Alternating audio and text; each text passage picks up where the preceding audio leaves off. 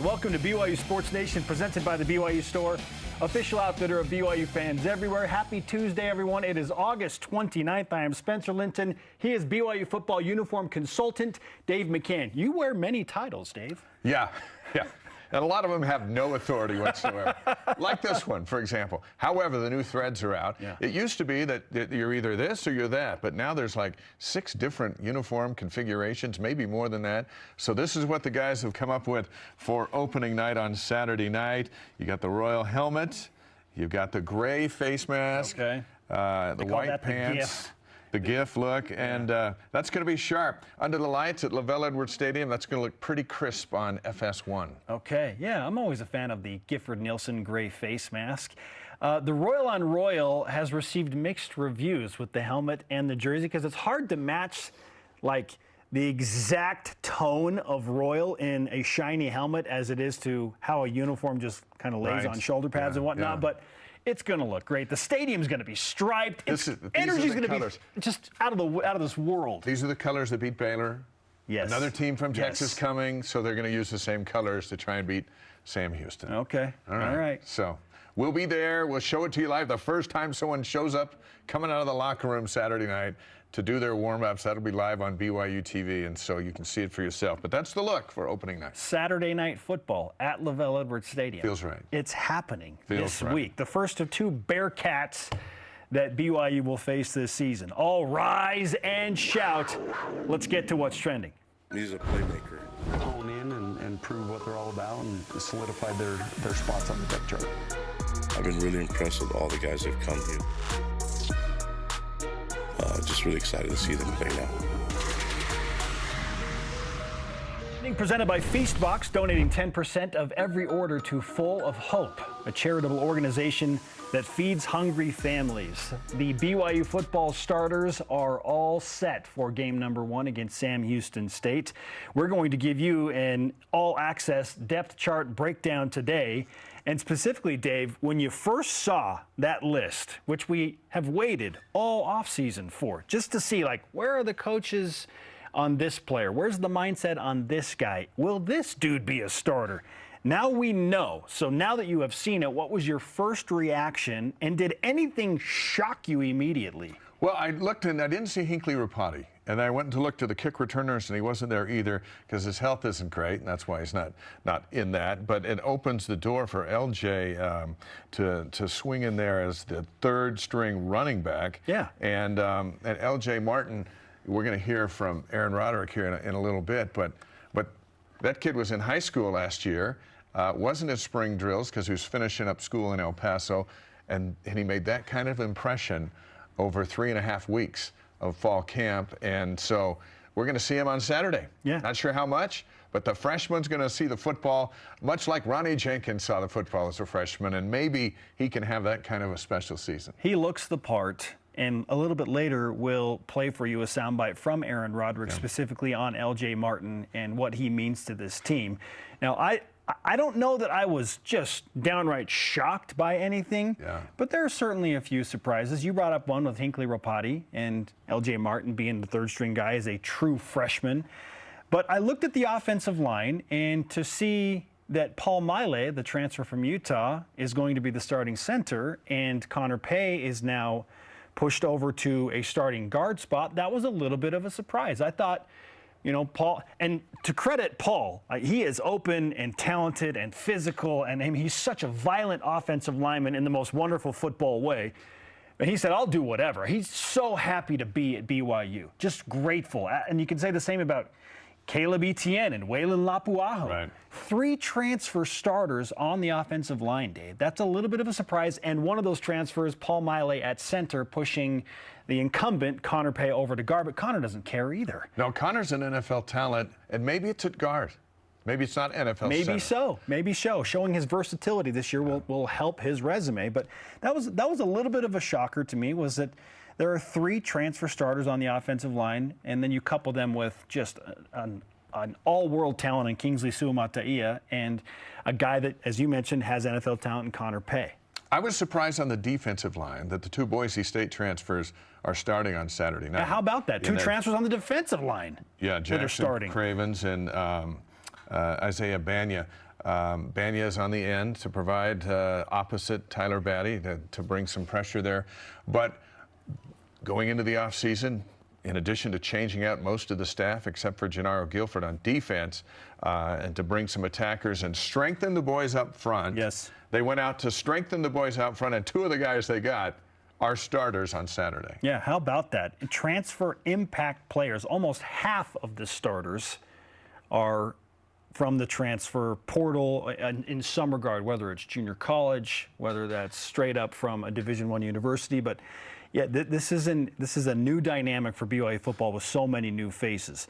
Now, yesterday, understandably, we all have questions about the safety position specifically. Right. So yeah, that's where, you know, my eyes went very early when I saw the depth chart is, okay, if Micah Harper's out for the season and Talon Alfrey is injured, who the heck is going to be the starter at the safety position? And Kalani Sitake spoke to the media.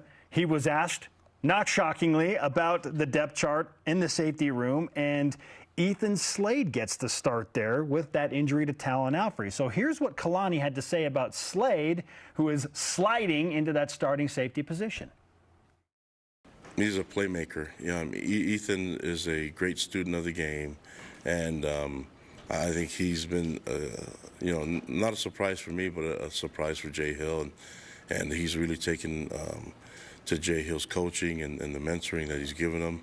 That whole entire group, I feel really good about the safety group altogether. Obviously, it hurts not having Micah and then not having Talon, but the guys will pick up where you know, where those guys left off. And from what I've seen from week 1 to where we're at now in fall camp, I feel really confident going into the season with Ethan and the others that are on the depth chart. Ethan has taken advantage of his opportunity, even with the healthy Talon Alfrey. But once Micah Harper went out, naturally, the coaches are going to rely more heavily on Ethan to join Alfrey and kind of work through both of those safety positions. But now he is the guy at strong safety, and he's not going to be the only guy, Dave. And Jay Hill spoke about that yesterday. It makes you wonder what Sam Houston's going to attack first. Do they drop back and chuck it deep and go, let's go after the youngest members out there in the secondary? Do we go after that safety position? And I just spoke with the Sam Houston blogger, a Conference USA guy, and he was quick to point out they have some solid talent at the wide receiver position. So naturally, if they know about some injuries to BYU secondary, why wouldn't you just test them a little bit to see what's really back there? And we know they're watching this morning, so good morning. Good to have you with us. Here's defensive coordinator Jay Hill on the safety situation. Yeah, Ethan Slade has had a really good camp. He's made a lot of plays.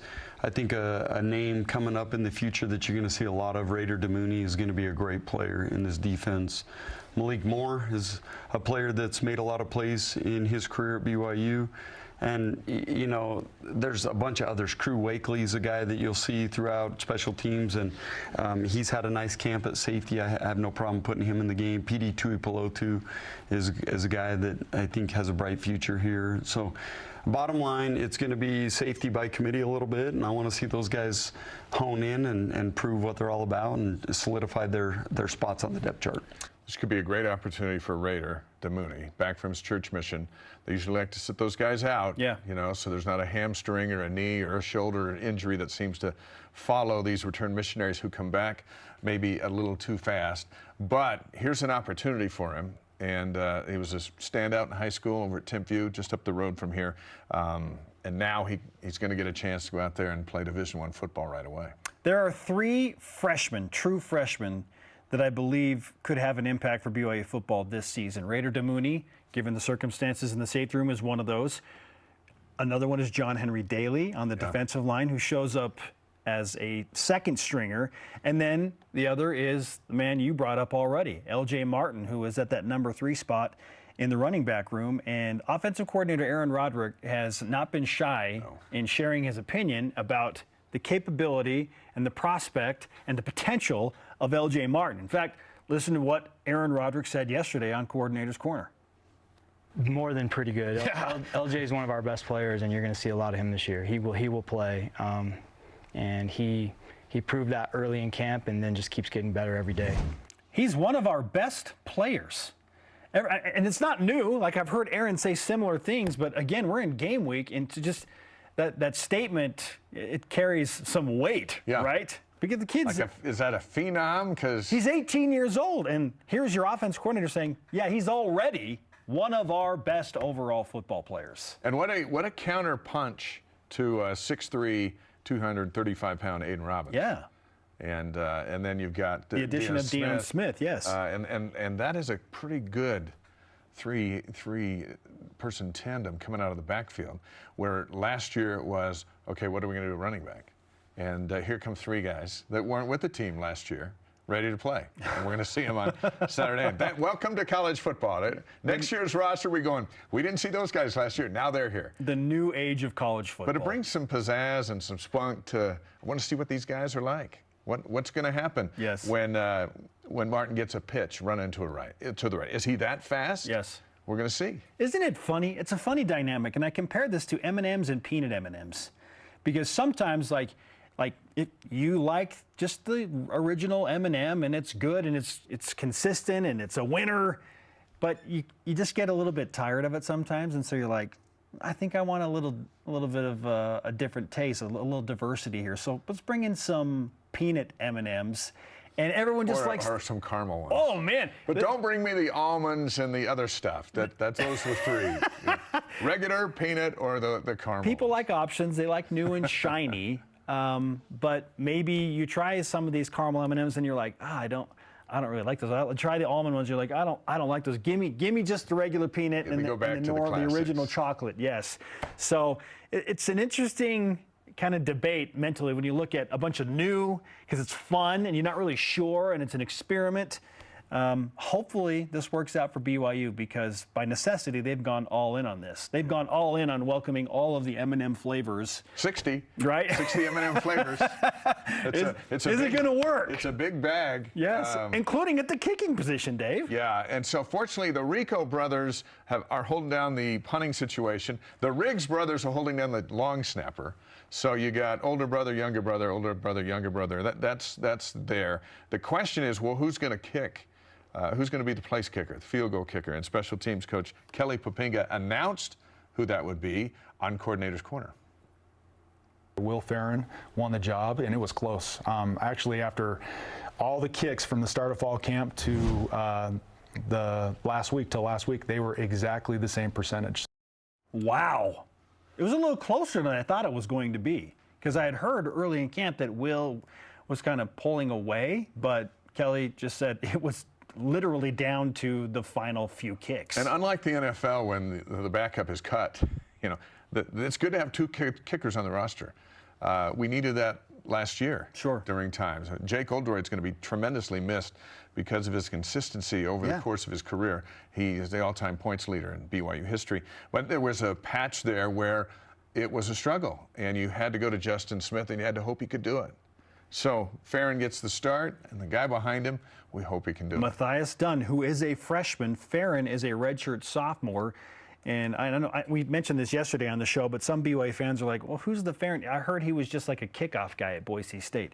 Will Farron was a very accomplished kicker going into Boise State in his career up there. He lost out to one of the best kickers in the entire country, like a Lou Groza Award finalist type guy. And Farron just lost out. So he was the backup to one of the best kickers in the country, and now BYU fortunate enough with the Kelly Poppinga tie to bring down Will Farron and those guys on the defensive line. So we got three Broncos in our starting lineup. How about that? Is Boise State the new Rick's College? From the great state of Idaho? Are they just going to send us guys every year? Dave, you just blew my mind. All right, that's one of the best questions you've ever proposed. We got a new pipeline. Boise State. Thanks, Boise State. Boise State, the new Rick's College.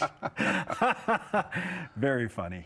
That takes us to maybe the biggest shocker of all. And we mentioned, there's just been an influx of new faces and new transfers, but to see them take starting positions right away, Dave, that might be the biggest shock of all, which takes us to our stat of the day.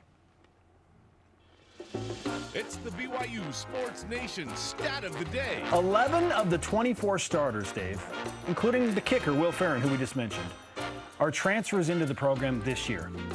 Essentially half.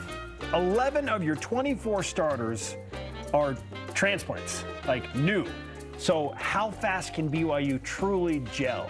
Everyone's been talking about culture and chemistry and energy. Yeah. Hopefully all of that helps. And hopefully these first 2 games allow them a little bit of a runway before the real fun begins at 10 Power 5s. I know, Kalani, you're preparing for 12 Power 5s. I heard you last week.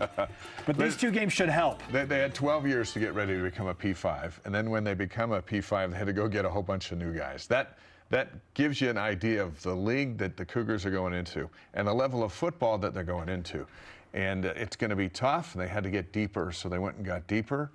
And first test on Saturday. So is it surprising? No, it's just the reality of the big time is here, and we're trying to get deep fast. Yes.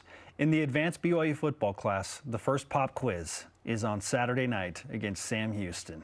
How will the Cougars fare in that quiz, that test scenario? And if they blow Sam Houston out of the water, how much will we really read into that? This is another funny dynamic, because if BYU plays a close game, we kind of go into uh-oh mode and what happened, and then there's a little bit of panic. But if they blow them out, it's like, well, they were supposed to. Yeah. So I struggle with that a little bit. How much can you really draw from something like that, this opener? Regardless, this is going to be great to watch football at Lavelle Edwards Stadium. I asked Keaton Slovis for our pregame show on game day Saturday night. A great night for Keaton Slovis would be, and asked him to finish the sentence. And he was thinking a lot like you. He'll have that answer on Saturday night. Ooh, that's a great. That's what we call a tease in the television business. That's a teaser folks. from Tuesday. It's going to hold over to Saturday That's what we call a tease. That's well played by Dave McKinn. We shouldn't tease the folks about exactly how many days away football is. Hit it! Countdown to the Bearcats. 4 days away. 4, Dave. 4. I was going to sing with you, but then I'm like, you know, when Simon and Garfunkel, when one of those wasn't there, they didn't just bring someone else to sing. So, you know, Jerem can sing that with you tomorrow. But, yeah, we're down to 4. And you know what? Our question of the day, I think, is going to resonate across social media. Yes. After seeing BYU football's depth chart, which position group are you most confident in? At OliJake3 on Instagram answers, running back, for sure, without a doubt. When A-Rod says your best player on the team, well, he said one of the best players on the team, is 3rd on the depth chart, that's when you know Big 12 better be ready for this running back group. That's a good, I like that. I feel really good about that running back position, looking at the depth chart. And eventually Rapati will get healthy and join that group. That's pretty good. I think they're confident, and they are ready, but I believe that the Big 12 is also ready, Dave. I do think the Big 12 is ready. They've been Big 12 ready for a couple of decades. Yeah, long time. Both sides are ready for this. Houston might not be ready. They're not on our schedule, but the rest of those guys, they feel ready. So Bob Gertz on Facebook, the offensive line. Best combination of ability, experience, interchangeability, and depth. I think he's spot on with that. I mean, when Braden Keim, a guy who's been here for a long time, is a really good offensive lineman, and when he's not a starter, Dave, that gives you an idea of how tough the competition was. There's some dudes up there. Yes. Yeah. So I don't disagree with that. The offensive line might be the best overall group and certainly have the most depth, and that's never a problem. Never a problem. No, it's only a problem when it is a problem. And we've had it as a problem in years past, but now we're putting guys in the NFL every year on the offensive line. And there's at least 1, 2, maybe 3 from this group that are going to play for money in the years to come. Very well could One might even be a top 10 draft pick. Kingsley Suamataia is being projected everywhere from 9 to 29. Business. Oh, they're in the running back business, the quarterback business, the receiver business, now with 2 in the NFL. Yeah. That's a good business. 3 straight left tackles going to go into the NFL from BYU. # BYUSN on X, Facebook, and Instagram to join the conversation.